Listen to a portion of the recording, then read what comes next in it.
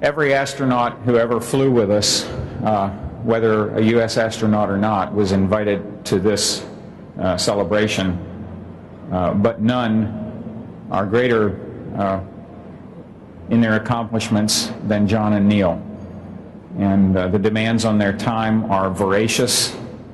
They are very, very public people because of what they have done, and they have borne the burdens of those public lives that they live with a grace and an equanimity that most of us can only aspire to. And I thank both of you for being here tonight.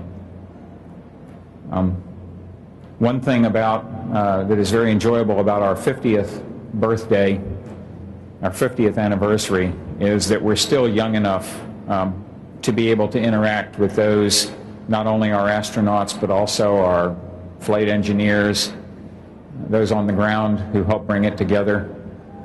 We're still young enough to be able to interact with many of the folks who started out with us. And for me, in my career, to be able to be mentored and taught by such people has been one of the greatest benefits that I've had. It is an honor to be here tonight. I'm doing the job that I aspired to hold as a child. I was, many of you have heard me say that I was interested in space and space travel before there was a Sputnik. And so I watched with bated breath as those who were a few years older put some of those dreams into practice in some of the videos that we saw earlier. And it's a thrill for me to be leading the agency today, despite the trials and tribulations that it takes. And so thanks to all of you for coming here tonight to help celebrate Becky's and my anniversary. I can't leave the theme of anniversaries without also mentioning that it's the birthday of someone who is a dear friend and to many of us and a close colleague to some of you, John Young. It's John's 78th birthday today. I wish he could have been here tonight.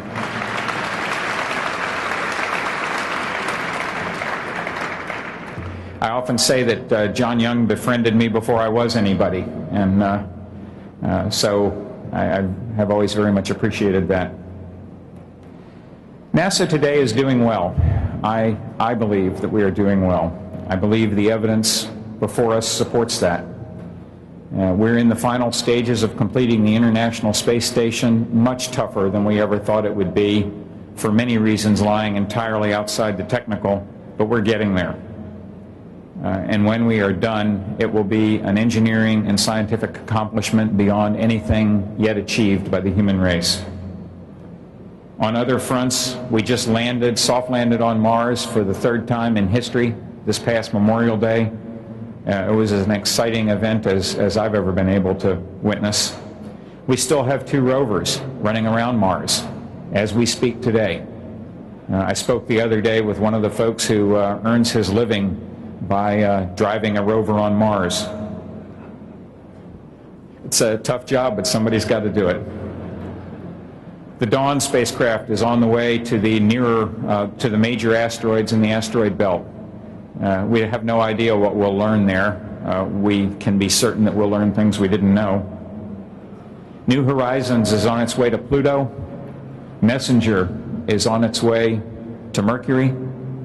And Stereo, a pair of spacecraft, are on their way to positions where they can image the sun simultaneously with a stereo view to learn how the engine which drives our climate behaves.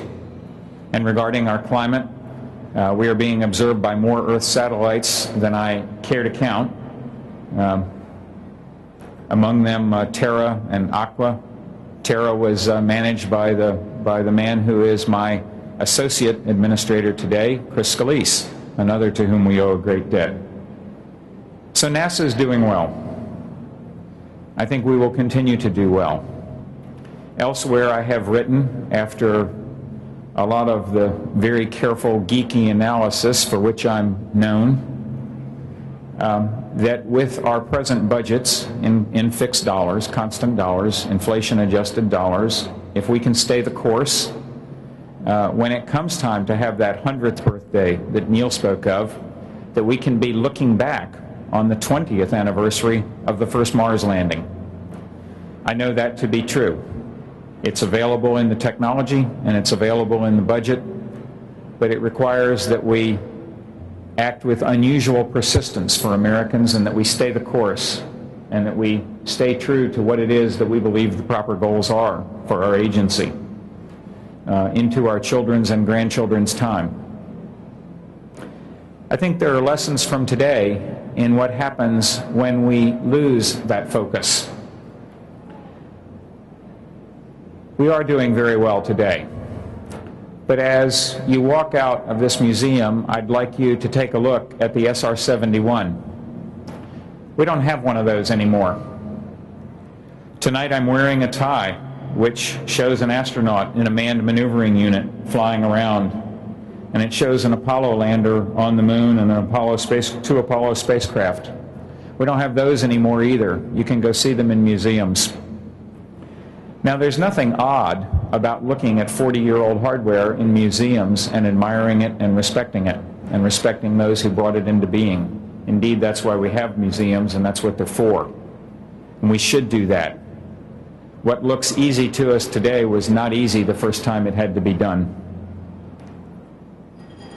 But only in American aerospace, of which I am aware, can we go to a museum and look at certain artifacts and wish that we could still do as well.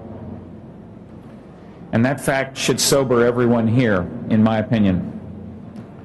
Next week, if their plans go well and they don't have an undue amount of weather delays, the Chinese will launch the first three-man spacecraft. At that moment, they will outnumber the number of Americans and the number of Russians in space, and in fact there will be as many Chinese in space as there are Russians and Americans put together. Good on the Chinese. I will cheer for them. I wish them well.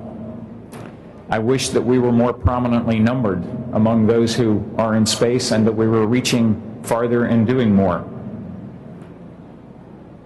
In contrast, the victories that I'm striving for as we speak include the passage in Congress of a waiver allowing me to use U.S. tax dollars to purchase seats on the Russian Soyuz to take our astronauts to the space station that we have built. And this will be a victory, because all of the other outcomes are worse. That's the situation we find ourselves for what the Columbia Accident Investigation Board referred to as a sustained loss of vision for the American space program and what it ought to be.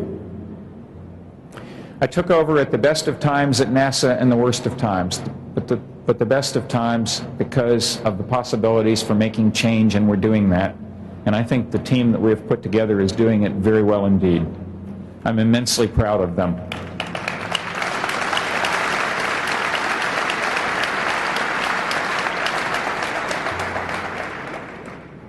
But we're not, on our 50th anniversary, celebrating the 20th anniversary of the first landing on Mars, and we could have been, because we lost focus. And we lost an understanding that everything worth doing cannot be summarized on an Excel spreadsheet and presented for a cost-benefit analysis.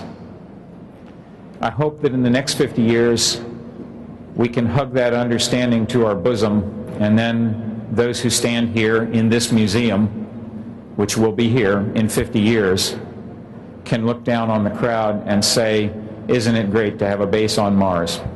Thank you.